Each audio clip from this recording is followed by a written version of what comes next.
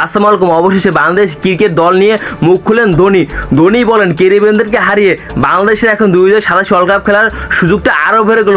বাংলাদেশের সামনে এখন সহজ সমীকরণ এসেছে, তারা কীভাবে 2027 ওয়ার্ল্ড কাপ খেলবে। বাংলাদেশ দেখুন তারা দীর্ঘদিন ধরে ওয়ানডে ফরম্যাটে তারা ভালো খেলছে না, তারা এই জন্যই তারা বর্তমানে 10 নম্বর র্যাঙ্কিংয়ে পৌঁছে গেছে। বাংলাদেশে এখন ভালো সুযোগ আছে তারা 2027 ওয়ার্ল্ড কাপ খেলার জন্য। বাংলাদেশের সামনে এখন প্রায় 1 থেকে 1.5 বছর সময় আছে তারা ওয়ানডে র্যাঙ্কিংয়ে উন্নতি করার জন্য। বাংলাদেশ এখন 5 থেকে 6 নম্বর যদি আসে তাহলে বাংলাদেশ 2027 ওয়ার্ল্ড কাপ নিশ্চিত করতে পারবে। আর যদি তারা 2027 ওয়ার্ল্ড কাপের ভিতর 8 থেকে 7 ভিতরে যদি র্যাঙ্কিংয়ে যদি না পৌঁছতে পারে তাহলে তাদের নামে বিয়ে, তারপর নেপালের সাথে কোয়ালিফাই ম্যাচ খেলে তাদের অংশগ্রহণ করতে হবে 2027 ওয়ার্ল্ড কাপে। বাংলাদেশ দেখুন কালকে দারুণ পারফর্ম করেছে ক্যারিবিয়ানদের বিপক্ষে। কালকে রিশাদ হোসেন কালকে তিনি দারুণ পারফরমেন্স করছে ব্যাটে এবং বোলিংয়ে। তিনি কালকে 200 স্ট্রাইক রেটে ব্যাট করেছে, তারপর তিনি 6টা উইকেট পেয়েছে। বাংলাদেশ সেখান থেকে এগিয়ে গেছে। কালকে দেখুন বাংলাদেশের কোনো ব্যাটাররা কেউ দাঁড়াতে পারে না, কালকে ক্যারিবিয়ানদের বলারদের সামনে সবাই দোষে পড়ে গেছে।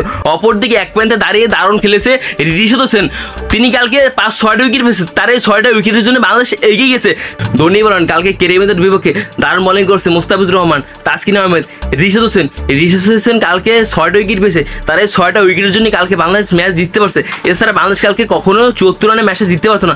কালকে তারা দারুণ পারফরমেন্স করছে বোলিং ডিপার্টমেন্ট। এছাড়া কালকে ব্যাটিং ডিপার্টমেন্টের কালকে কেউ রানই পারে না। সাইফ হাসান তাহিদ শুধুমাত্র 50 করছে, এছাড়া আর কেউ রানই পারে। অপরদিকে এখন বাংলাদেশের সমীকরণটা কীভাবে আসছে।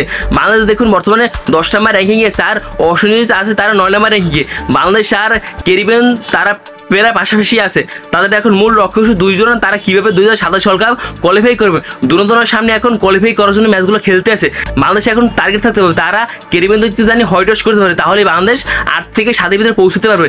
তাহলে বাংলাদেশ 2027 ওয়ার্ল্ড কাপে অংশগ্রহণ করতে পারবে।